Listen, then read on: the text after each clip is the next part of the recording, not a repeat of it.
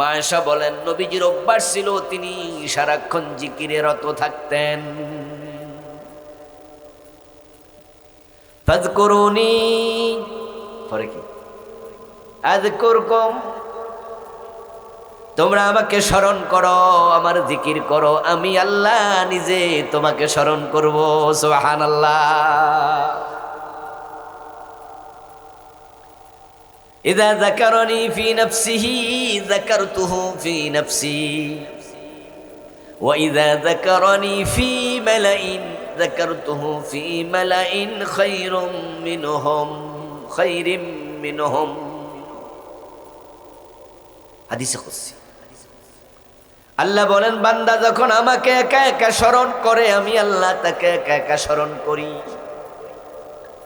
যখন কোন মজলিসে এসে আমাকে স্মরণ করে, আমি এসে সারা মজলিস ফেরেশতাদের মজলিসে তাকে স্মরণ করি।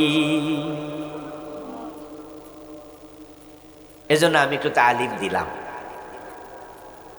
আপনারা এখান থেকে শিখবেন, তালিম নিবেন, নিয়ে প্রতিদিন সকাল সন্ধ্যায় জিকিরের অভ্যাস তৈরি করবেন।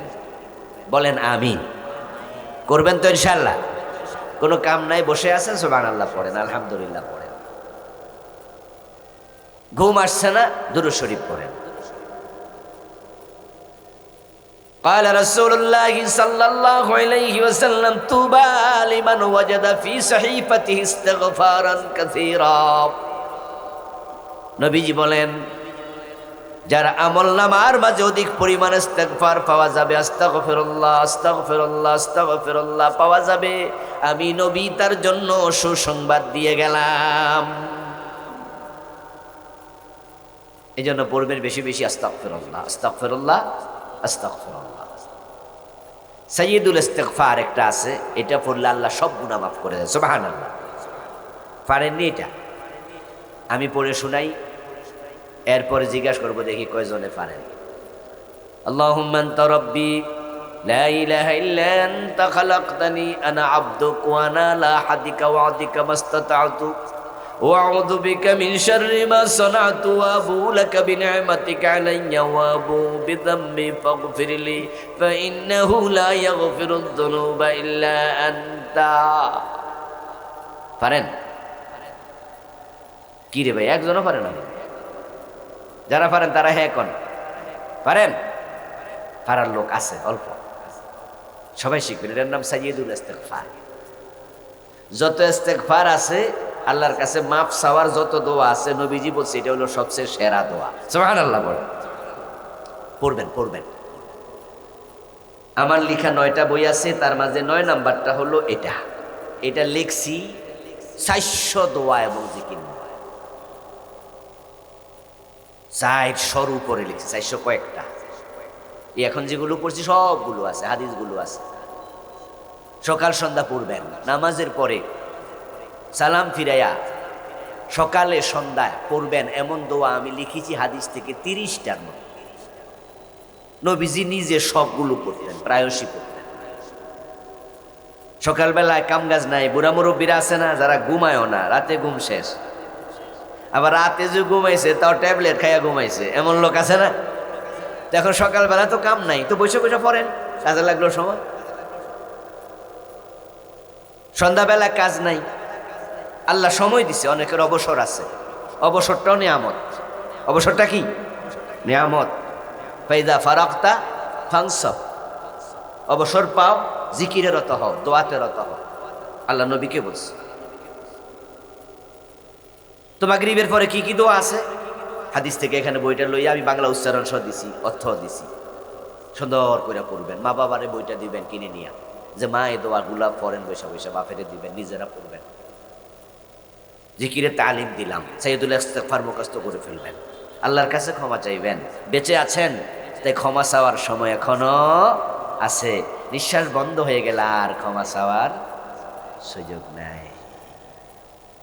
আলহামদুলিল্লাহ, আমার লেখা 9টা বই, এটা লাস্ট ওয়ান, যাওয়ার সময় স্টেজ থেকে নেবেন, আছে সবগুলাই। আজকে এটা আমার আলোচ্য বিষয় না। এবার আসেন আমরা আলোচনায় ঢুকি। আলহামদুলিল্লাহ, এর মাঝে মাঠ কিছুটা ভরছে আর কি। মাগরিবের পরেরও আসতো লোকজন, আস্তে আস্তে আসে।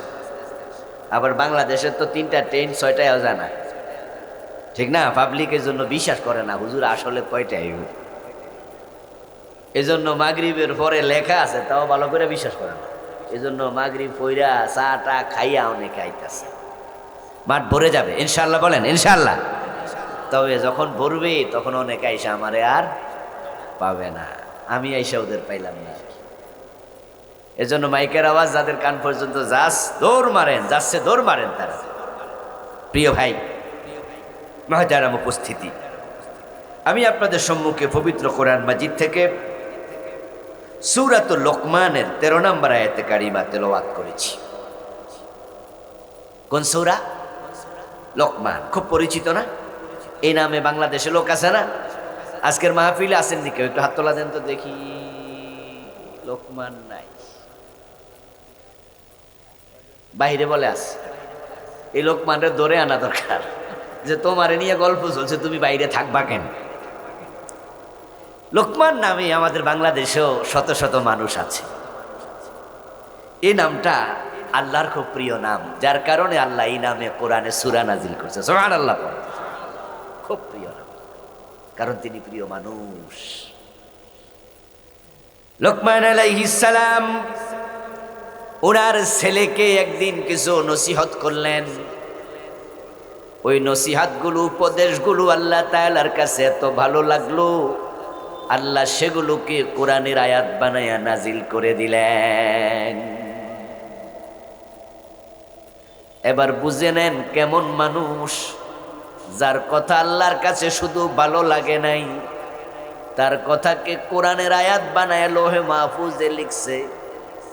তারপরে এখন উম্মতে মুহাম্মাদির কাছে লোকমানের নসিহত শুধু নাজিল করে নাই, উনার নামে সূরা সুদ্ধা নাজিল করে দিছে।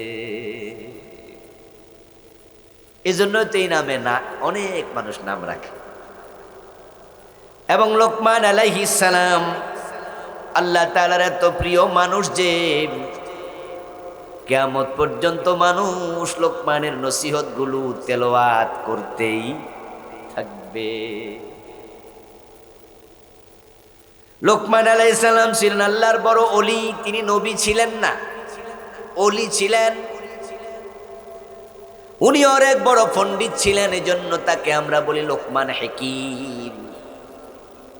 যদিও শব্দটা হায়ের উপরে জবর, লোকমান হাকিম হবে, কিন্তু এটা বাংলাদেশে আইতে আইতে জবরটা কি হয়ে গেছে। যেমন ইমাম যখন ভুল করে তখন আমরা মুসল্লিরা পিছন থেকে লোকমা দিই। নবীজি লোকমা শিখাইছে, মুসল্লিরা পড়বে সুবহানাল্লাহ, কিন্তু এটা বাংলাদেশে আইতে আইতে উল্টে গেছে। এখন আমরা ইমামরে লোকমা দেই কি দিয়া?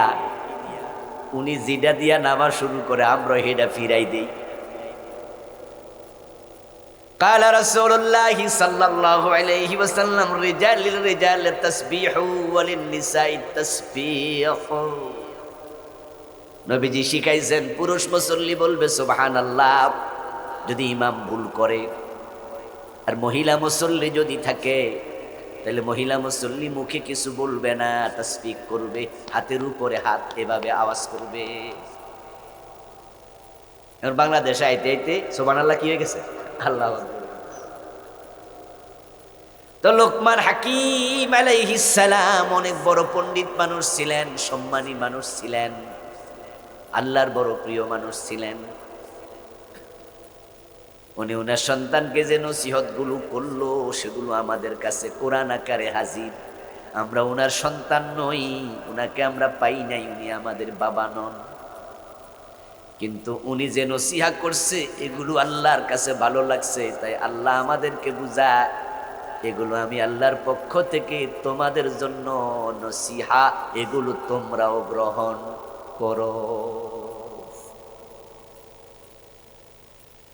হযরত লোকমান ছিলেন বনি ইসরাইলের লোক।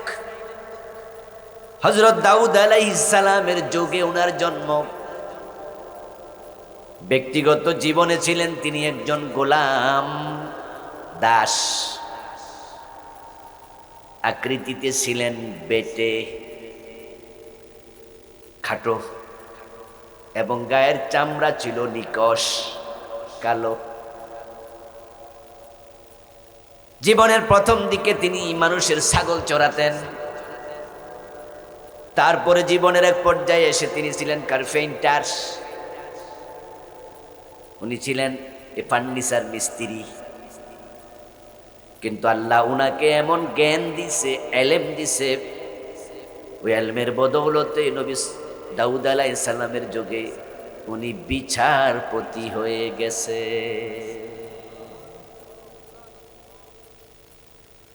আল্লাহ তাআলা বলছেন, ওয়ালাকাদ আতাইনা লুকমানাল হিকমাহ, আমি লোকমানকে হিকমত দান করেছি। হিকমত মানে পাণ্ডিত্য, বিজ্ঞান, জ্ঞান। আমি লোকমানকে হিকমা দিয়েছি, জ্ঞান বিজ্ঞান দান করেছি। এত বড় পণ্ডিত তিনি ছিলেন, ওনার সময় তিনি যেখানে বক্তৃতা করতেন, আলোচনা করতেন, তৎকালীন যুগের জ্ঞানী গুণী পণ্ডিতেরা ওনার সামনে এসে ছাত্রের মতো বসে ওনার আলোচনা শুনতে থাকত। অনেক বড় আলেম। ওই লোকমান আলাইহিস সালাম তার ছেলেকে কি কি উপদেশ দিলেন, আমি সেখান থেকে কিছু উপদেশ আপনাদেরকে শোনাতে চাই। শুনবেন? কেন কান শোক করবেন? কোরআন হচ্ছে আমাদের জন্য নসিহাত, কোরআন হলো আমাদের জন্য মাওয়াইজা। এটা জিকির, এটা উপদেশ। উপদেশ দেয়াই হয় মানার জন্য, শোনার জন্য নয়। শুধু শুনতেও হবে, মানতেও হবে। লোকমান আলাইহিস সালাম সন্তানকে নসিহত করলেন। এখান থেকে আমরা যারা বাবা, আমাদের জন্য শিক্ষা হলো আমাদেরও মাঝে মাঝে সন্তানদের নসিহত করা উচিত। ওয়াযাক্কির ফাইন্নায যিকরা তানফাউল মুমিনিন। আল্লাহ নবীজিকে বলে আপনি নসিহত করেন, যারা ঈমান আছে নসিহত তাদের উপকারে আসবে। কথার শক্তি আছে। কথার কি আছে? হ্যাঁ, শব্দের পাওয়ার আছে। আপনার নসিহা একজন বদমাশও ভালো হয়ে যেতে পারে, বেনামাজিও নামাজি হয়ে যেতে পারে। আপনার নসিহতের কারণে মদখোর মদ ছেড়ে দিতে পারে। শব্দের পাওয়ার আছে। শব্দ অনেক শক্ত জিনিস, দামি জিনিস। এজন্য কিছু কিছু বক্তা আছে, বক্তৃতা দিলে দেখবেন যে মাঠের মাঝে মনে হয় যেন শ্রোতাদের মাঝে জোয়ার উঠতে গেছে, এমন মিছিল টিছিল শুরু করে। আল্লামা সাইদি যখন বক্তৃতা দিত, সুবহানাল্লাহ, কিছুক্ষণ আগে একটা ছোট্ট বাচ্চা গান গাইছে, আল্লামা সাইদি তুমি মরনি, শহীদ হয়েছ তুমি, এটাই জানি। আল্লাহ তুমি সাইদি সাহেবের শাহাদাত কবুল করো, বলেন আমি। যখন বক্তৃতা দিতেন তখন কিভাবে শ্রোতাদের মাঝে পাওয়ার তৈরি, শব্দের পাওয়ার আছে। এই জন্য আপনারা সন্তানদের নসিহত করবেন। আমার এক ওস্তাদ ছিলেন মাওলানা আমিরউদ্দিন রাহেমাহুল্লাহ, তিনি মারা গেছেন। হাটহাজারী মাদ্রাসার উনি ছাত্র ছিলেন, অনেক বড় আলেম ছিলেন। মুফতি ফয়জুল্লাহ রাহেমাহুল্লাহ হাটহাজারী মাদ্রাসার হেড মুফতি ফকি ছিলেন, উনার খুব ঘনিষ্ঠ ছাত্র। তো ওস্তাদ একদিন বলতেছেন যে শব্দের পাওয়ার নিয়ে, এই যে আমরা মাঝে মাঝে সূরা ফাতিহা পড়া ফু দেই, মানুষ আমাদের কাছে এসে বল হুজুর একটু তার ফু দেন তো, পানি দেন, পানিতে একটু ফু দেন। তো হুজুর বলে উনি গাড়িতে উঠছেন, লোকাল বাসে চড়ে কুমিল্লার বরুড়া ওনার বাড়ি, ওখান থেকে কুমিল্লা শহরের দিকে কোন কাজে যাচ্ছে। তো গাড়ির মাঝে এক ছোট মা বা এক বাবা ছোট্ট বাচ্চারে কোলে নিয়ে এসে হুজুরে বল, হুজুর আমনে বাচ্চাটা সুস্থ হয় না, অসুস্থ অনেক দিন, একটু ফু দিয়া দেন। তো হুজুর কিছু পড়তেছে, পরে ফু দিল। তো ফু দেওয়ার পরে বাচ্চা নিয়ে বাচ্চার বাবা বা মা চলে গেছে সিটে। পাশ থেকে একটা ইয়াং ছেলে বলতেছে, হুজুর র ফারেও, যদি ফু দিলে রোগ বালা হইতো তাহলে হাসপাতাল মানুষ বানাইতো না। মানে ওই বাচ্চা ছেলে মন্তব্য করছে, ইয়াং ম্যান, হুজুররা ফারেও, ফু দিলে যদি রোগ বালা হইতো তাহলে ডাক্তার হইতো না, মানুষ হাসপাতাল বানাইতো। হুজুর বলে এই শব্দটা সে বলার সাথে সাথে আমি তাকে একটা বকা দিলাম, এই বেটা বেয়াদব ছেলে, মুখে যা আসে তাও বলো, ব্যাককল ছেলে। যখন বকা দিছি ছেলেটা একবারে চেহারা কালো করে ফেলছে, লজ্জা পাইছে, এত মানুষের সামনে একটা বকুনি মারলাম। যখন তার চেহারা কালো হয়ে গেল, আমি তাকে বললাম, কিরে বাবা, আমি কি তোরে কামড়াইছি? তোরে কামড় দিছি আমি? চেহারা কালো হয়েছে কেন? তো চেহারা কালো হওয়ার কারণ আমার শব্দের পাওয়ার। আমি বকা মারছি, এই শব্দের পাওয়ার তোর চেহারা কালো করে ফেলছে। যদি আমার শব্দে এত পাওয়ার থাকে, আল্লাহর কোরআন ফইরা ফু দিছি, আল্লাহর কোরআনে কি পাওয়ার নাই? তুই কেন মন্তব্য করবি? হ্যাঁ, বুঝতে হবে শব্দে পাওয়ার আছে। এই জন্য সন্তানদের নসিহত করবেন, মাঝে মাঝে কাছে ডাকবেন। এটা হযরত লোকমানের সুন্নাহ। ওয়াইযা ক্বালা লুকমানু লিবনিহি, হে প্রিয় নবী, আপনি স্মরণ করুন ওই সময়ের কথা যখন লোকমান আলাইহিস সালাম তার সন্তানকে বললেন, ওয়া হুয়া ইয়াযুহু, তিনি নসিহত করছিলেন, ইয়া বুনাইয়া, ও আমার প্রিয় ছেলে, নসিহত করছিলেন। ইয়া ইবনি বলেন নাই, ইবনুন মানি ছেলে, আবুন মানি বাপ, ইবনি মানি আমার ছেলে। কিন্তু হযরত লোকমান ইবনি বলেন নাই, ইয়া বুনাইয়া।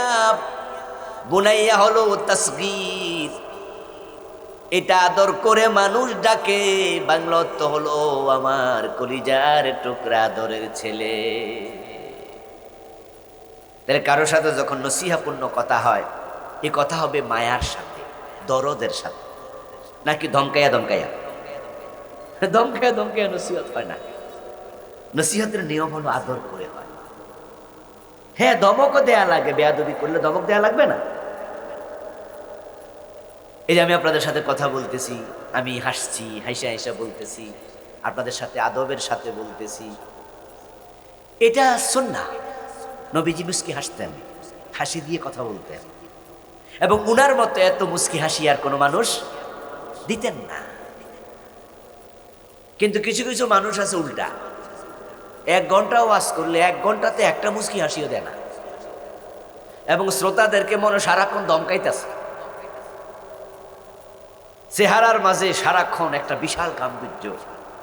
না, এটা রাসূলের সুন্নাহ না, এটা দায়ীর স্বভাব না, এটা না আছে যিনি নসিহতকারী, এটা তার চরিত্র না। এই জন্য হযরত লোকমান তার সন্তানকে বলছে, ইয়া বুনাইয়া, ও আমার কলিজার টুকরা ছেলে। আপনি যদি আপনার সন্তানকে একটু জড়াইয়া ধইরা মাথায় হাত বুলাইয়া কথা বলেন, তাহলে দেখবেন যে সে আপনার কথা শুনছে, ইজিলি গ্রহণ করছে। আমরা তো এটাই চাই যে মানুষ যেন আমাদের কথাগুলো মেনে চলে। এজন্য কথা বলতে হবে উত্তম ভাষায়, কর্কশ ভাষায় না। এবং হযরত লোকমান উনার ছেলেকে পরে যে কথা বলছেন, সামনে যাইয়া, যখন মানুষের সাথে কথা বলবে তখন কর্কশবাসী হইও না। এবং কোরআনে আল্লাহ তাআলা বলছে, নিশ্চয় গাদার স্বর হলো সবচেয়ে কর্কশ। আনকারাল আসওয়াত লা সাউতুল হামিস, গাদার স্বর কর্কশ। তাহলে আমার সামনে যারা আছেন, মানুষের সাথে কর্কশ ব্যবহার করবেন, করলে কোরআনে আপনাকে কাকি বলা হয়েছে? হ্যাঁ, মুরব্বী বুঝছে, অন্যরা বোঝে নাই। এইমাত্র আল্লাহ তাআলার কথা শুনাইলাম, সবচেয়ে কর্কশ সরকার, কার ভাষা কর্কশ, কার ধ্বনি কর্কশ? গাদার, গাদার। অনেকে আছে টেবিল থাপড়ে কথা কইতে পারলে মনে করে আমি মনে একটা হেডেমওয়ালা। নো নো, কথা হবে সুন্দর, ব্যবহার হবে ভালো। নবী মুহাম্মদ সাল্লাল্লাহু আলাইহি ওয়াসাল্লামের মতো কোমল ব্যবহার পৃথিবীর কোনো মানুষের ছিল না।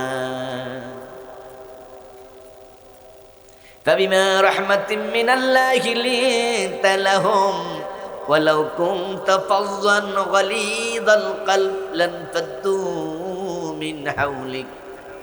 ও নবী, আপনার উপর আল্লাহর স্পেশাল রহমত, আপনার ব্যবহার বড় বিনয়ী। লিনতা লাহুম, আপনি মানুষের প্রতি বড় কোমল, বড় কোমল।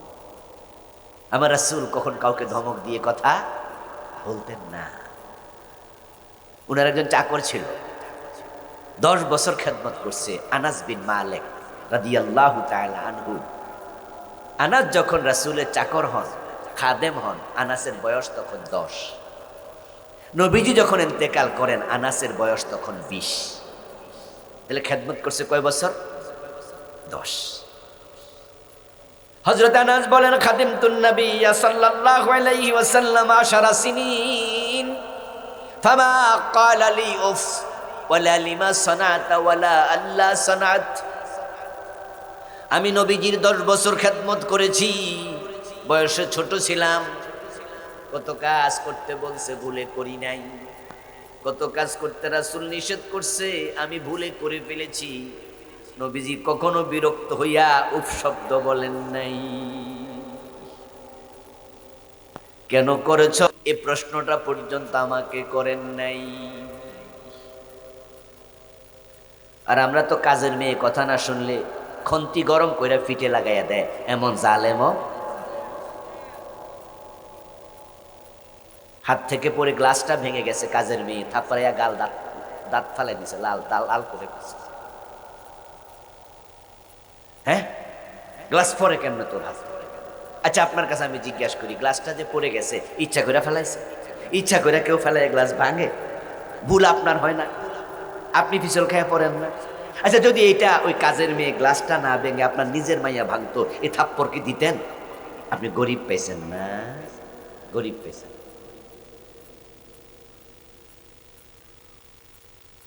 নবীজি সাল্লাল্লাহু আলাইহি ওয়াসাল্লাম বড় বিনয়ী মানুষ ছিলেন, কোমল ভাষী ছিলেন, এটা আল্লাহর রহমত। আর কর্কশবাসী হওয়া আল্লাহর রহমত না, রহমত থেকে বঞ্চিত হওয়া। ফেরাউন যখন নিজেকে খোদা দাবি করলো, আল্লাহ দাবি করে বসলো, আনা রাব্বুকুমুল আলা বলে বসলো, কত বড় জালেম। মুসা আলাইহিস সালাম, হারুন আলাইহিস সালাম, দুই নবীকে আল্লাহ পাঠাইলো ফেরাউনের কাছে, দাওয়াত নিয়ে যাও। ইযহাবা ইলা ফিরাউন ওয়া কুলা লাহু কাওলাল লাইয়িনা। ফেরাউনের কাছে যাইবা দাওয়াত নিয়ে, তবে দুইজন কথা বলবে বিনয়ী ভাবে, কোমল ভাবে। ফেরাউনের মতো জালেম কি পৃথিবীতে আসেনি বুঝেন না, যে নিজেরা আল্লাহর খোদা দাবি করে বসে। মুসা আলাইহিস সালামের দাওয়াত, হারুন নবীর দাওয়াত ফেরাউন শুনবে না, মানবে না, গ্রহণ করবে না। এটা মুসা হারুন যদি নাও জানে, আল্লাহ জানেন কিনা। এরপরও আল্লাহ কয় তবে কথা বলবা বিনয়ের সাথে। বিনয় হলো ভূষণ। আমরা কর্কশবাসী হব না, সন্তানদেরকে শুধু শুধু ধমকাবো না, অধীনস্থকে আমরা খারাপ ব্যবহার করব না, নিজে ঘরে স্ত্রীর সাথে সন্তানদের সাথে সুন্দর করে কথা বলবো, হেসে হেসে কথা বলবো, ভালোবেসে কথা বলবো। রাজি আছেন তো ইনশাআল্লাহ? নাকি বউরে দমকান সারাদিন? অনেকে তো আছে লবণ বেশি হইলেও দমকায়, কম হইলেও দমকায়। বউর প্রশংসা করে না কোনো দিন, শুধু দোষ ধরে, সারাদিন শুধু দোষ ধরে। এমন খারাপ মানুষ কয় যদি কলজা কাইটা রান্না করি তাও কব লবণ কমস। এই যে আমার কলিজা কাইটা রান্না খাওয়াইছি তাও দোষ ধরে যে লবণ কমস। এগুলো কৃতজ্ঞ না অকৃতজ্ঞ? অকৃতজ্ঞ মানুষকে আল্লাহ পছন্দ করেন না। হযরত লোকমান আলাইহিস সালাম সন্তানকে নসিহত করলেন, আমরাও করব। এখন লোকমানের 1 নাম্বার নসিহত, ইয়া বুনাইয়া লা তুশরিক বিল্লাহ।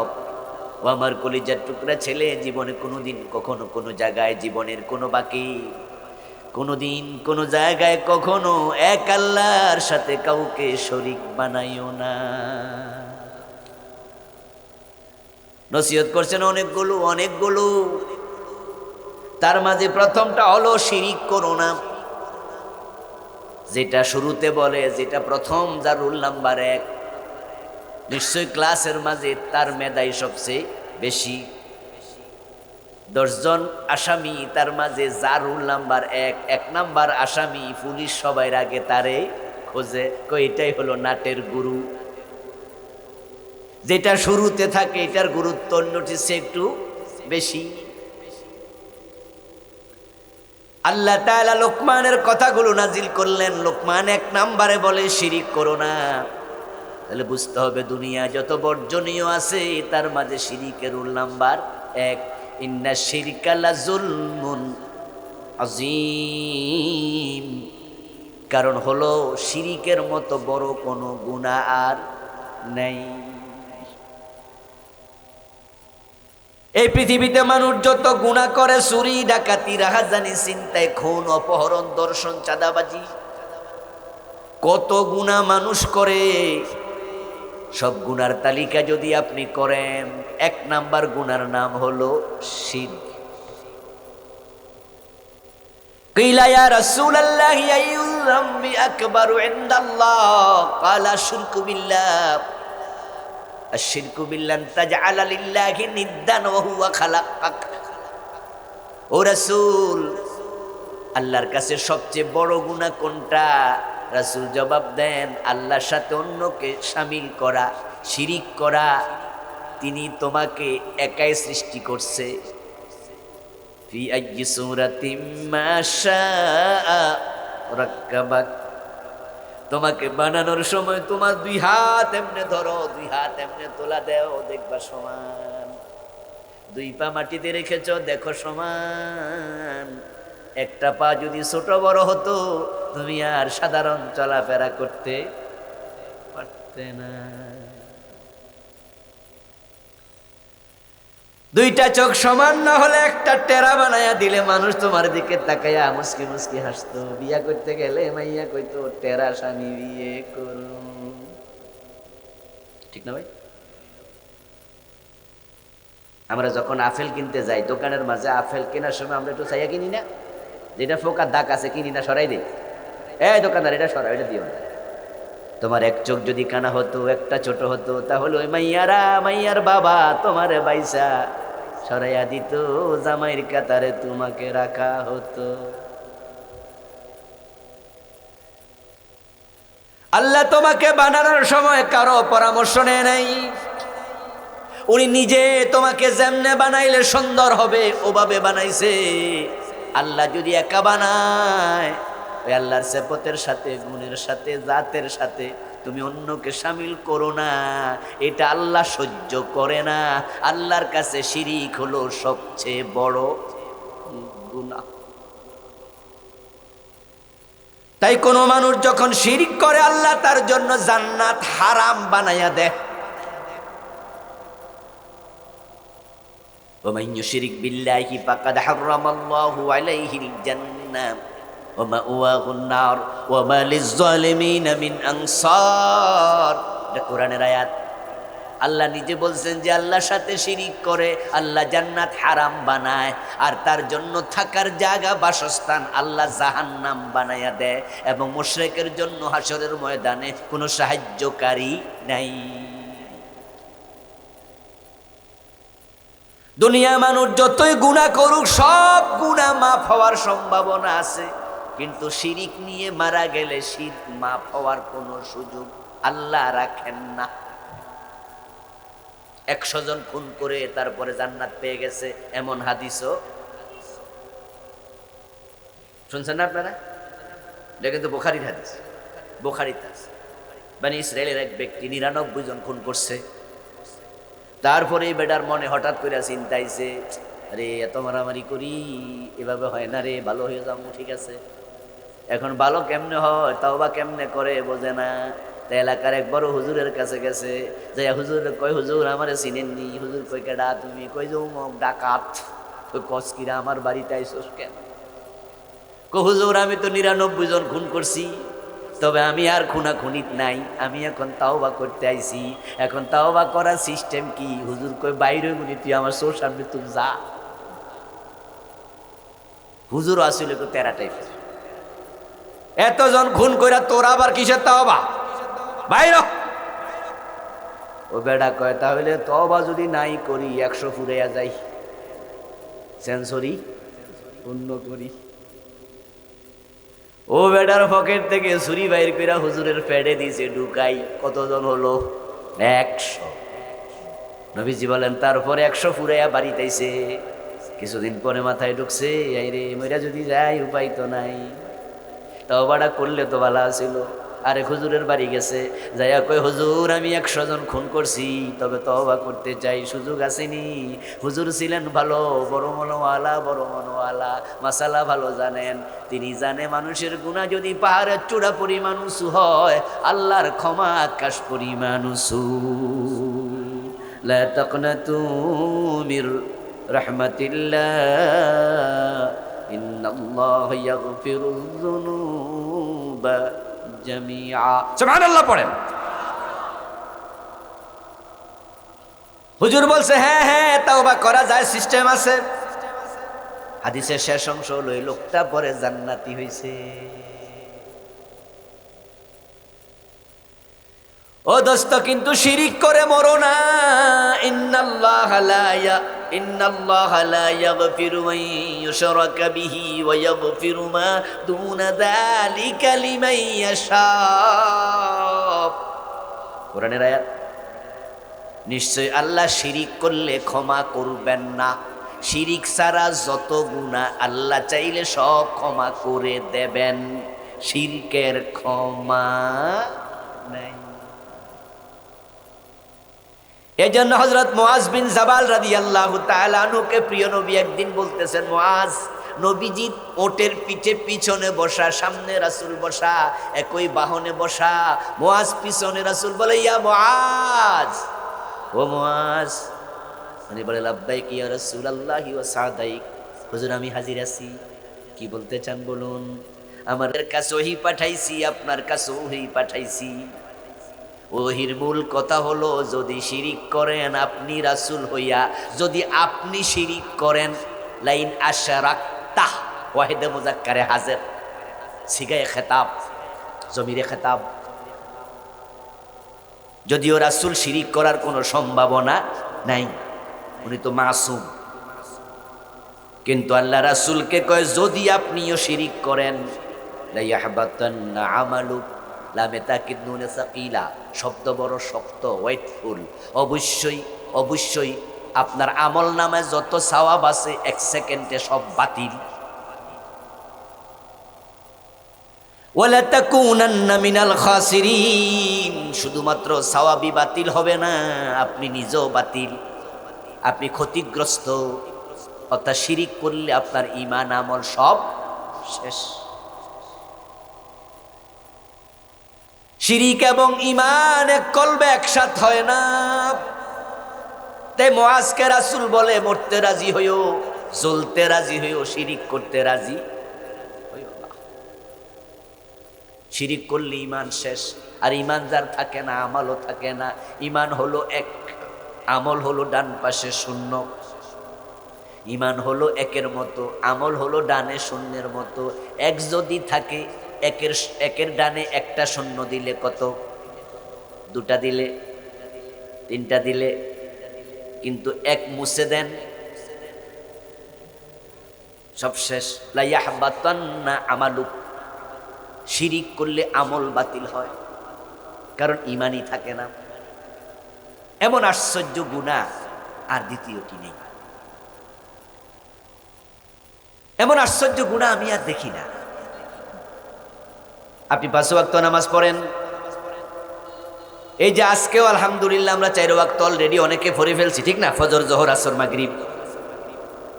আচ্ছা, বাজারে যাইয়া যদি লেনদেনের সময় 1-2টা মিছা কথা কন, তাই বলে কি ফজরের নামাজ বাদ হয়ে যাব? আপনি হাজী সাহেব হজ করছেন, কিন্তু আজকে ফজরের নামাজের সময় ঘুম থেকে ওঠেন নাই, আজান শুনছিলেন, উঠবো কইরা আর ওঠেন নাই, সূর্য উঠে গেছে, নামাজই পড়েন নাই, হজ কি বাতিল হয়ে যাবে নাকি? না। আল্লাহ তাআলা গুনার কারণে নেক বাতিল করে না।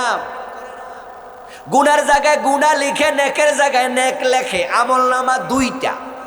আমলনামা কয়টা? একটা নেকের পাল্লা আর একটা বদের পাল্লা। একটাতে আল্লাহ নেক লেখে আর একটা গুনাহ লেখে। আমলনামা আলাদা।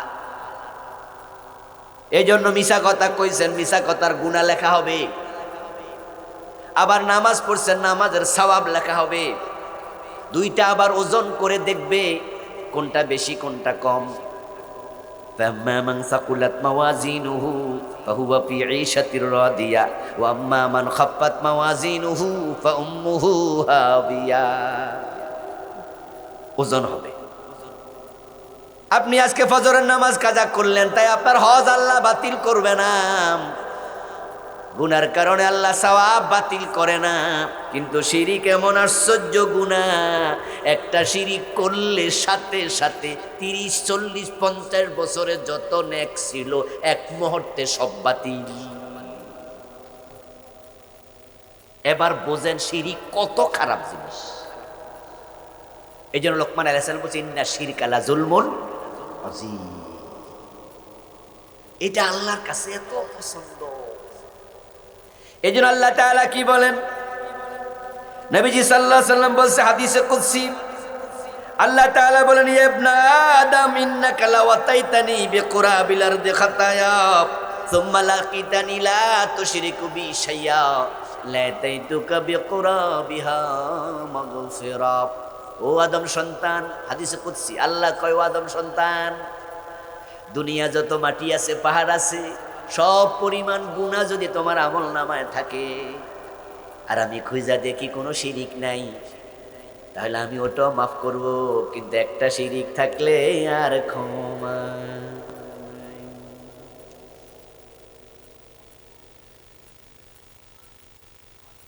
এই জন্য শিরকের ব্যাপারে সাবধান, খুব সাবধান, খুব সাবধান। বাংলাদেশে এত শিরিক কেমনে ঢুকলো? ঢোকার কারণ এলেমহীনতা। যে কোন কোন কাজ শিরিক এটা অনেক মানুষ বুঝে না, না জানার কারণে না বুঝে শিরিক করতেছে। এবার বলুন তো, না বুঝে বিষ খাইলে মানুষ মরে না? যে জেনে বুঝে বিষ খায় সেও মরে, আর যে বুঝে না এটা যে বিষ খাইলে হেও মরে। মক্কার লোকেরা মূর্তি পূজা করলে শিরিক এটা জানতোই না। যেমন আমাদের দেশে যারা পীরের পায়ে সেজদা দেয় তারা যে মুশরিক, এটা তারা বোঝে না। না বুঝার কারণে পীরের পায়েও সেজদা দেয়, আবার জুমার দিন মসজিদে গিয়ে আল্লাহরেও সেজদা দেয়, ঠিক না? যারা পীরের পায়ে সেজদা দিল, মাজারে গিয়া সেজদা দিল, হেরা যে মুশরিক হইয়া গেছে, তাদের ঈমান যে শেষ, এটা বুঝলে কিন্তু তারা নামাজ কালাম পড়তো না। ওরা কইতো ঈমান না থাকলে নামাজ পড়ুন কেন? কিন্তু এটা শিরিক, এটা বোঝে না। বরং ওদেরকে ওদের ভণ্ড পীর কইছে এইটা শিরিক না, এটা সেজদায়ে তাজিবি।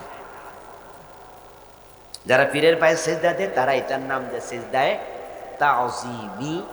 আর মসজিদে গিয়ে যেটা দেয় এটার নাম কয় সেজদা আত-তাআব্বুদি।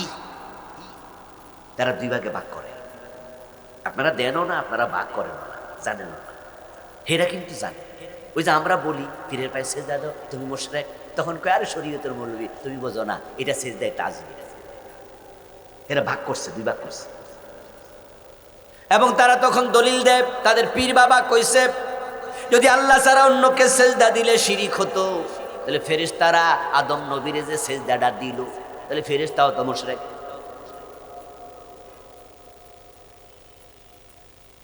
আদম আলাইহিস সালামকে সেজদা দেওয়ার কারণে কি ফেরেশতা মুশরিক হইছিনি? কয় না। কইছো না আমরাও ফিরে দেই, আমরাও মুশরিক না। এটা শরীয়তের মৌলবি বোঝে না। শরীয়তে জায়েজ নাই, মারেফতে জায়েজ আছে। আমি বলি এটা মারেফত না রে দোস্ত, এটা তোদের মরার পথ। আসলে শরীয়তে ইসলামের মাঝে সেজদায়ে তাজিবি বলতে কোনো সেজদাই নাই। এখন প্রশ্ন হতে পারে আদম আলাইহিস সালাম যে সিজদা নিল, ফেরেশতারা সিজদা করলো, সে প্রশ্নের জবাব কি? তার জবাব হচ্ছে আদম নবীকে সিজদা দেওয়ার জন্য অর্ডার করছে কে? এখন তুমি যে সিজদা নিছো ফির সাহেব, তোমার সিজদা দেওয়ার অর্ডার কোন কোরআন কিতাবে আছে দেখাও দেখি। তো তুমি কাটটা কার লাগাইনা লাগাইছো? আদম আলাইহিস সালামের শরীয়তে কি ভাই বোন বিয়ে জায়েজ ছিল না? ছিল না। তখন কি কোনো মানুষ ছিল না?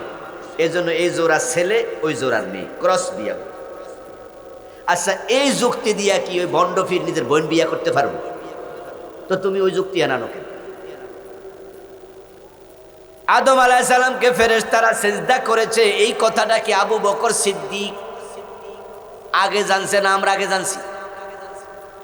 ওমর আগে জানছে না ভণ্ড পীর আগে জানছে? আলী আগে জানছে না পীর সাহেব জানছে? তো কোরআন যখন নাজিল হয় তখনই তো আছে সাজাদাল মালাইকাতা কুল্লুহুম আজমাউন, সকল ফেরেশতা আদমরে সেজদা করছে।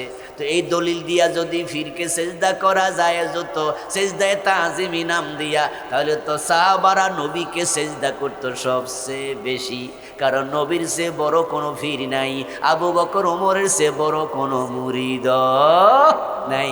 কিন্তু সিদ্দিক আকবর আবু বকর রাসূলের কোনো সেজদা করছেনি, ওমর করেছে কোনোদিন, ফাতেমা তো জাহারা করছে, মা আয়েশা করছেনি। তো তোরা ফাইলি কই দলিল? হাসরের ময়দানে গিয়ে কত মানুষ দেখবে যে আমল নামায় কোনো নেক নাই, অথচ নামাজি ছিল, রোজাওয়ালা, হজওয়ালা ছিল, কারণ শিরিক করার কারণে ইমান শেষ। যার ইমান নাই তার আমলও নাই।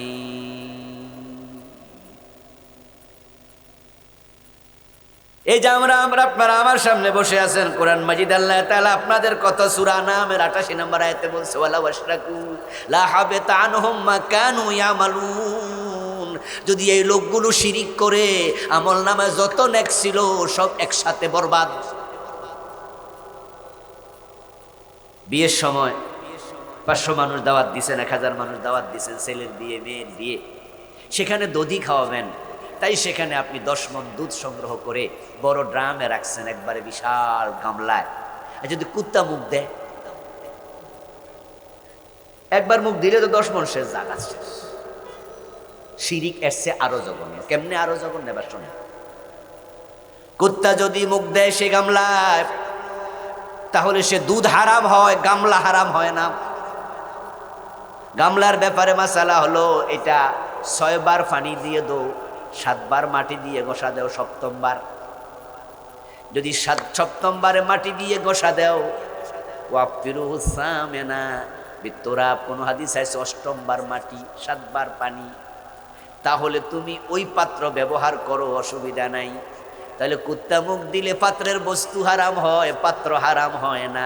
শিরিক করলে আমলও যায়, ইমানও যায়, আমও নাই সালা সহ। এখন আমাদের দেশে শিরিকগুলো না বুঝার কারণে হচ্ছে। এ নিয়ে আমি বই লিখছি আলহামদুলিল্লাহ, 64 পৃষ্ঠার একটা বই, এটার মাঝে আমি 29টা শিরিক লিখছি। তা আমি আপনাদের কিছু শিরিক শুনাই, এজন্যই শোনাবো যে আপনি এর মাঝে আছেন কি। আলহামদুলিল্লাহ, ভণ্ড পীরের পায়ে সেজদা দেয় এমন লোক এখানে নাই আমি আশা করি, কিন্তু জনগণ সকল ক্ষমতার উৎস এমন স্লোগান দেওয়ার লোক এখানেও 2-4 জন আছে। এই যে নির্বাচন আসতেছে, নির্বাচনের সময় আমাদের নেতারা তো মাইক হাতে নিয়েই জনগণকে ফার্মপট্টি দিয়া ভোট চাইব যে আপনারাই তো সব, আপনারাই তো ক্ষমতার মালিক। জনগণ সকল ক্ষমতার উৎস, সব ক্ষমতার মালিক, এটা বাংলাদেশের সংবিধানে ঢুকানো হয়েছে। এটা রাষ্ট্রীয় শিরিক, রাষ্ট্র শিরিক প্রমোট করছে। সংবিধানের সার্বভৌমত্বের অংশে ল অফ সাবরেনিটি, সার্বভৌমত্ব আইন, সেখানে লেখা আছে জনগণ রাষ্ট্রের মালিক, জনগণ সকল ক্ষমতার মালিক। আপনাদের কাছে আমার জিজ্ঞাসা, সকল ক্ষমতার মালিক কে? এ জমিনের মালিক কে? আমরা কি মালিক না মালিকের গোলাম? তো গোলাম মালিক দাবি করে কেন? আরে আপনি কারো বাড়ি ভাড়া যায় যদি দাবি করে বসেন, তো হে আপনারা কি করবো? জবরদখলকারী বলবে না? বলবে না কি রে, হে ভাড়া দিছি, হে বিল্ডিং বলে হেতে। আমাদেরকে আল্লাহ উপভোগ করতে দিচ্ছে। হ্যাঁ, আমরা জিজ্ঞাসা করেন তো হুজুর, এই হুজুর হুজুর এই হাতি ডাকার, আমি কমিরা আমার হাত, এই কথা বলে শিরিক হবে না, কিন্তু এই হাত বেচতে পারবো নি মার্কেটে যাই? আচ্ছা, রক্ত বেচা যায়নি তো শরীরের রক্ত তো আমরা বেচালাম, দেখি শরীরে তো হারাম। চোখ বেচা যাবে? হারাম। কথা শুনেন, বুঝছেন? রক্ত দান করা যায়, রক্ত বিক্রি করা হারাম, কারণ এই রক্তের মালিক তুমি না। এই জন্য আত্মহত্যা মহাপাপ, কবিরা গুনাহ। আরে তুমি যে নিজেরে তুমি মারলা, বিষ খাইলা, এই জান কি তুমি বানাইছো? তো নিজেরে তুমি মারলা কেন? এটা তোমার না। আরে দোস্ত, আমরা যতই মালিক মালিক ভাবি, মাঝে মাঝে আল্লাহ ভূমিকম্প দেয়, ভূমিকম্প দিয়ে আল্লাহ রানী মারে। কয়দিন আগে নরসিংদী লারা মারছিল না? মারছিল 6 দশমিক কত 7, এরা যদি 8 দশমিক হইতো তাহলে সব কাইত হয়ে যেত। আমরা এই জমিনটা উপভোগ করি, লিখে নেই। এই মালিকানা সাময়িক, এগুলো বুঝতে হবে, এটা অরিজিনাল মালিকানা নাম। আপনার পকেটে যে টাকা আছে, 500 টাকার নোট, 100 টাকার নোট আছে না? আচ্ছা, আপনি এই টাকা পুলিশের সামনে আগুন লাগায় পোড়াই দেখেন তো, সাথে সাথে পুলিশ গপ করে ধরে আপনার বিরুদ্ধে রাষ্ট্রদ্রোহ মামলা দিয়ে দেবে, ধরে নিয়ে যাবে। আপনি বলবেন যে আমার টাকা আমি পোড়াইছি, পুলিশ কইব ব্যাক কল, টাকাটা খোল। সেখানে লেখা আছে গণপ্রজাতন্ত্রী বাংলাদেশ সরকার চাহিবা মাত্র দিতে বাধ্য থাকিবে। তোর টাকা কইছে কেডারে? কামাই করছো তুমি, কষ্ট করছো তুমি, কিন্তু টাকা তোমার না, এটা রাষ্ট্রের জিনিস, রাষ্ট্রের সম্পদ। পোড়াইছো কেন? জেলে ঢোকো, ব্যবহার পর্যন্ত কাজ শেষ। এ জমিনের মালিক আমরা নই। লিল্লাহি মিরাসুস সামাওয়াতি ওয়াল আরদ, আকাশ জমি সবটার মালিক কে?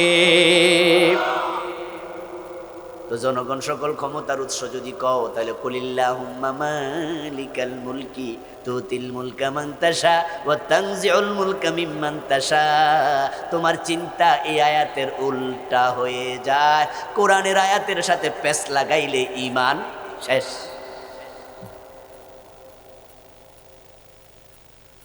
ছেলে হয় না, মেয়ে হয় না, কিছুদিন আল্লাহর কাছে চায়, দোয়া চায়, হুজুরের কাছে যায়, কিন্তু এক সময় 10-12 বছর যখন আল্লাহ পরীক্ষাটা লম্বা বানাইয়া দেয়, তখন এবার আর কয় বুঝ জ্বালাইছি বামুনা বাংলাদেশে। এবার পাসপোর্ট ভিসা লইয়া খাজা বাবার কাছে যায়। ওখানে যাইয়া কয় বাবা আমার একটা ছেলে দাও, মেয়ে দাও, কারণ তাহেরি হুজুর কইছে কেউ ফিরে না খালি হাতে খাজা বাবার দরবারে। কি তাহেরি হুজুর কইছে না? আল্লাহর দন রাসূলকে দিয়ে আল্লাহ গেছে গায়েব হইয়া। এখন রাসূলের দন খাজা লইয়া শুইয়া আছে আজমির। এজন্য আমি আজমিরে চললে আইছি বাবা, তাহিরি হুজুর আমার কাছে। এরকম তাহিরি একজন আছেন, আরো অনেক আছে। হ্যাঁ, মাজারে চাইতে যায়, মাজারে চাইতে যায়, মরা হুজুরের কাছে চাইতে গেছে। কিছুদিন আগে একটি ভিডিও ভাইরাল হলো। এসএসসি পরীক্ষার আগে কয়েকজন ছাত্র এক মসজিদের হুজুরের ইমামের কাছে গেছে। পীর সাহেবের কাছে গিয়া বলছো, হুজুর আমরা তো পরীক্ষা দিতে আসছি, পরীক্ষা দিতে যাবো, আপনি একটু দোয়া টোয়া করে দেন। হুজুর কয় দোয়া আমি কই লইব না, চল আমার সাথে। লইয়া গেছে মরা হুজুরের কাছে। বাজারে যাইয়া কয় বাজান পোলাপানের পরীক্ষা লইয়া আইছি, বাস করাই দিন।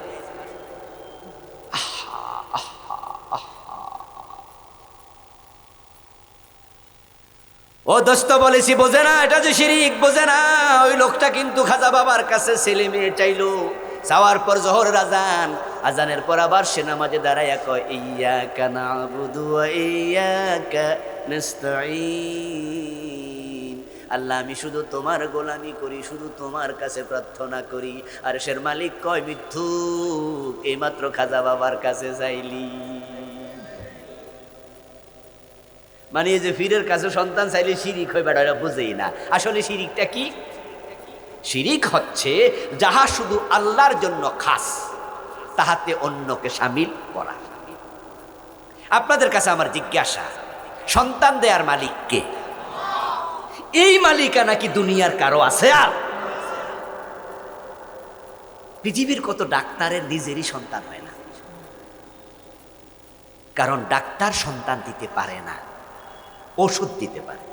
ওষুধ ওসিলা, আর ওসিলা মাঝে মাঝে কাজ করে না, ওসিলা মাঝে মাঝে বাতিল হয়। পীরের কাছে দোয়ার জন্য যাওয়া যেতে পারে যদি জীবিত পীর হয়, মরা পীর দোয়া করতে পারবো না, উনি নিজেও তো শেষ,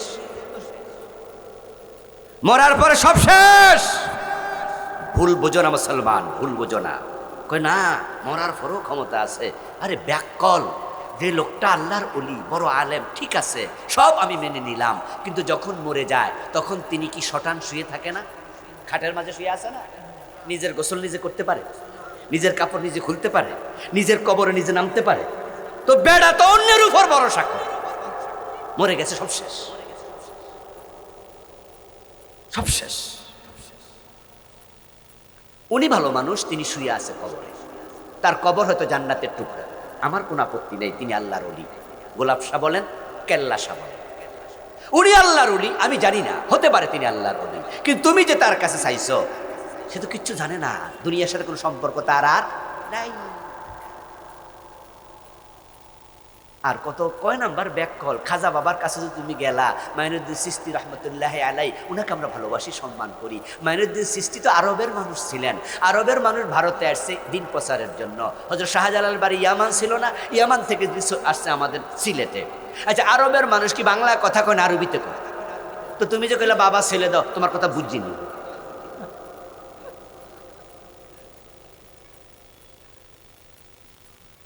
আসিফ আসিফ আসিফ ইব্রাহিম আলাইহিস সালামের বয়স ৮৬। ওই ৮৬ বছর বয়স ইব্রাহিম আলাইহিস সালাম নিঃসন্তান, সন্তান হয় না, দাড়ি পেকে গেছে, চুল পেকে গেছে। ওই বুড়া বয়সও তিনি সন্তান চাইছে কার কাছে?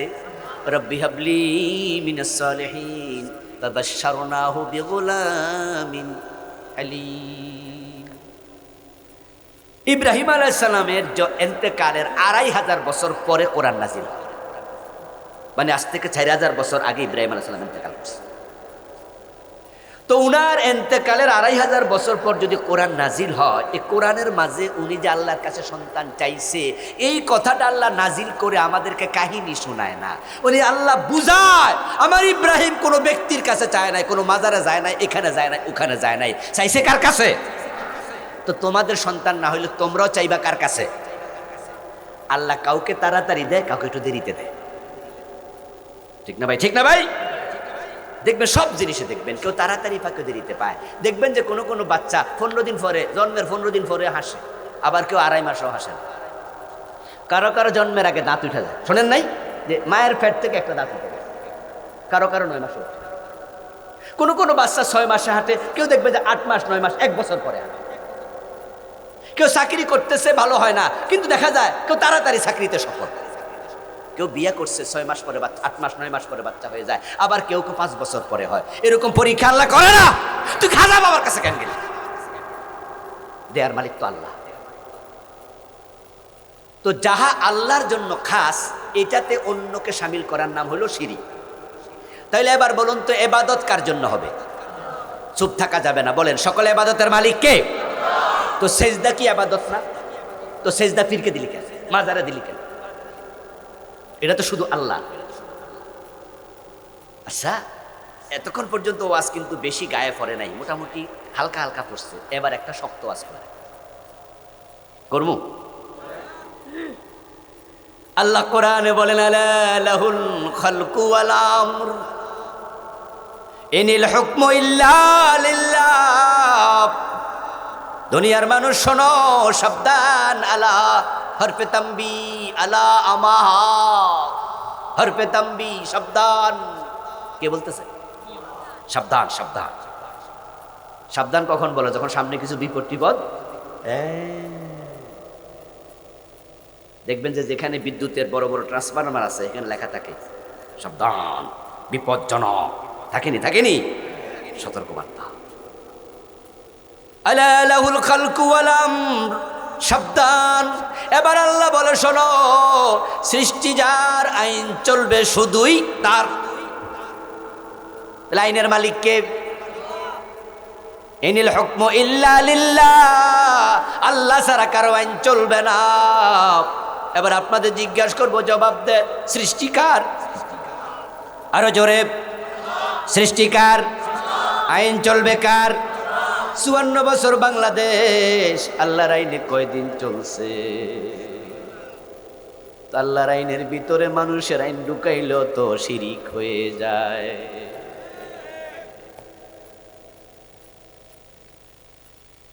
তাহলে এখন যে বাংলাদেশ ৫৪ বছর ধরে মানুষের আইনে চলতেছে, যারা মানুষের আইনে দেশ চালায়, আপনারা তাদের ভোট দেন না?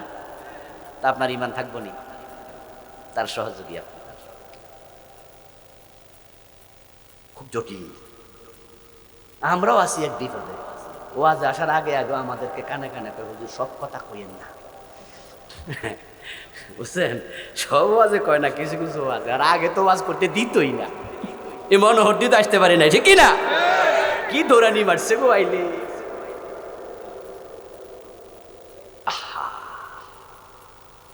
আমাদের সাথে দুশ্মনী করেন না, কারণ আমরা আপনাদের হিতাকাঙ্ক্ষী, আপনাদের বন্ধু। আমরা চাই আমরা একসাথে আল্লাহর জান্নাতে যেতে হবে, ঠিক না? এই জন্য আমরা এগুলো শিখাই, বলি, বুঝাই। কিছু কথা তিতা লাগে। ডাক্তারের কাছে গেলে সব সিরাপ কি মিষ্টি নেই, তিতা সিরাপ লেখে না? তিতা সিরাপটা দুশ্মনী করে লেখে, ঠিক না? ওইটাও লেখে আমনের বালা লেখে। এই যে আমাদের কিছু কিছু কথা মনে হয় রাজনীতি। হ্যাঁ, রাজনীতি। নবী মুহাম্মদ রাজনীতি করে নাই, সাহাবারা রাজনীতি করে নাই, তো তোমাদেরকে আমি তো রাসূলের রাজনীতির কথা যাইতে যাইতে সমালোচনা করো কেন? হুজুর রাজনীতি করছে, তো রাজনীতি নবী মুহাম্মদ করে নাই, আমাদের রাসূল করে নাই। এ কোরআনে রাজনীতি নাই, হাদিসে রাজনীতি নাই। তো রাজনীতি না থাকলে সোর ধরে হাত কাটো, এই আইন কেমনে হইল? ওয়াজ দিয়ে কি আইন হয়? এমন নেতা লাগবে যে নেতা সংসদে গেলে আল্লাহর আইনের পক্ষে কথা বলবে।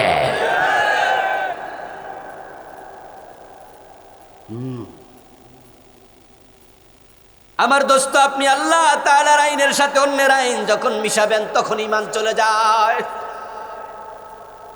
এজন্য আমার ওয়াজের কারণে দেশে ইসলাম কায়েম হয়ে যায় নাই। এত সোজা না, সময় লাগবে।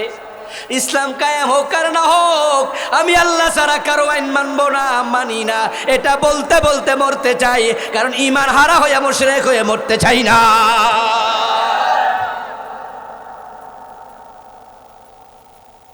54 বছর ধরে যারা দেশ চালাইতেছে, তারা কি আল্লাহর আইনে চালাইতে পারতো না? কথা বলে না, পারতো না? এখনো কি পারে না?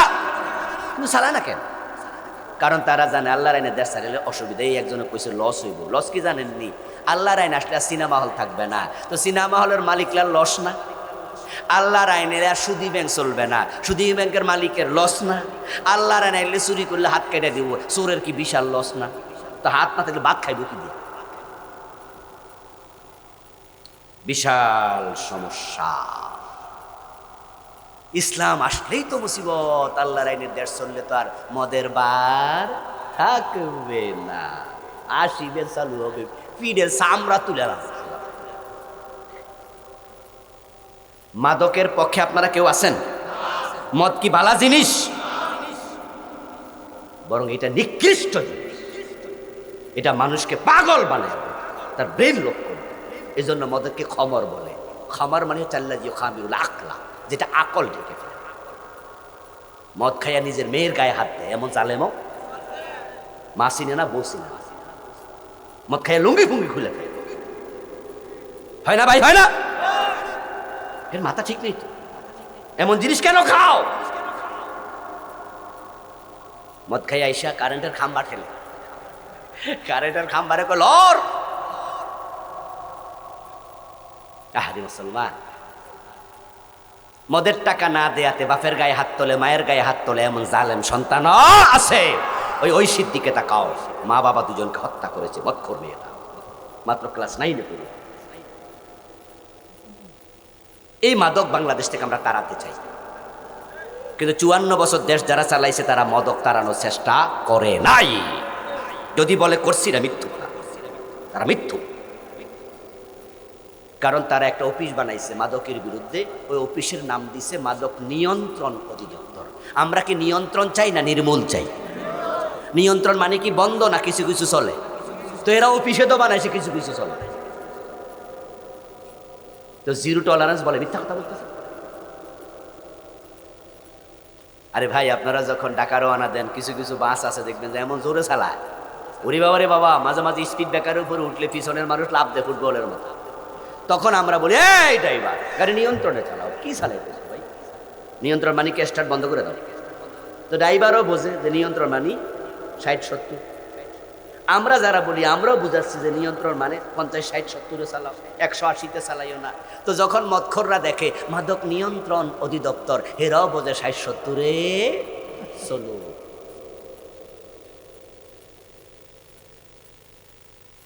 এখন এই মাদকের বিরুদ্ধে, জুলমের বিরুদ্ধে, চাঁদাবাজির বিরুদ্ধে, চুরি ডাকাতির বিরুদ্ধে, দেশের টাকা যারা বিদেশে পাঠাইয়া দেশের ব্যাংকগুলোকে দেউলিয়া করে দেয়, ওদের বিরুদ্ধে দাঁড়াতে হলে আল্লাহর কোরআনের আইনের পক্ষে আসতে হবে। এখানে কোনো কম্প্রোমাইজ চলবে না। ছেলে যাবে বিদেশ, মালয়েশিয়া, মা ছেলের পরামর্শ দেবা যান, ওই যে মানব কি কয় এগুলার এই ব্যবসা করে যে মানুষ বিদেশ পাঠায়, কি বলে আদম ব্যাপারী যারা এই ট্রাভেলস ব্যবসা করে, বলে যে ওদের কাছে পাসপোর্ট টাকা দেওয়ার আগে একটু ঢাকা ঘুরায়, বিশাল লাখ বলি আগে লিটন দেওয়ান বাবার জিগা। কারণ দেখেছি টেলিভিশনে উঠছে বসুন্ধরা শপিং মলে বাবা লিটন দেওয়ান বসে আছে, তিনি অতীত ভবিষ্যৎ ভূতপূর্ব সব জানেন। হাতের রেখা দেখে উনি বলিতে পারে সামনের মাসে বিপদ আছে। ভবিষ্যৎ জানার জন্য মানুষ মানুষের কাছে যায়, পত্রিকায় বের হয় যেখানে রাশিফল প্রকাশ পেয়েছে, আগামী সপ্তাহে কি হবে পত্রিকাওয়ালা লিখে দেয়, আর তুমি বিশ্বাস করছো। আল্লাহর গজবে তুমি শেষ হয়ে যাবে, ঈমান শেষ হয়ে যাবে। কারণ আগামী সপ্তাহ দূরের কথা, আগামী মাস দূরের কথা, 1 সেকেন্ড পরে কি হয় আল্লাহ ছাড়া কেউ। এটার নাম আলিমুল গায়েব, ইলমে গায়েব। গায়েবের মালিক কে? আমার প্রিয় ভাইরা, এখন বিশ্বাস করে ঈমান হারাচ্ছে। 29টা লিখেছি, প্রত্যেকে নেবেন, একটা একটা করে পড়বেন, মানুষকে হাদিয়া দেবেন, জানাবেন ঈমান বাঁচান শিরিক থেকে। এবার বলতেছে লোকমান আলাইহিস সালাম, ইয়া বুনাইয়া আকিমিস সালাত। শুধু ঈমান বাঁচাইলে হবে না, ঈমানের পরে তোমাকে নামাজ পড়তেই হবে। নামাজ হলো ঈমানের পাহারাদার। যার নামাজ নাই, নামাজ ছেড়ে দিলে ঈমান বাঁচে না। এই জন্য লোকমান আলাইহিস সালামের নসিহাগুলো সূরা লোকমান থেকে পড়ে নেবেন। আমার লিখা 9টা বই আছে, এখান থেকে নেবেন, পড়বেন, শিরিক বিশেষ করে জানবেন, ছাড়বেন। ওয়াজ চলমান, এশারের নামাজ, তারপর বড় বড় বক্তারা আরো আসবে ইনশাআল্লাহ। আবার ফিরে এসে ওয়াজ শুনে আখিরি মুনাজাত করে বিদায় নেবেন। আল্লাহ তৌফিক দিন, বলুন আমিন। হাযা মা ইনদি ওয়াল ইলমু ইনদাল্লাহ, আলাইহি তাওয়াক্কালতু ওয়া ইলাইহি উনীব।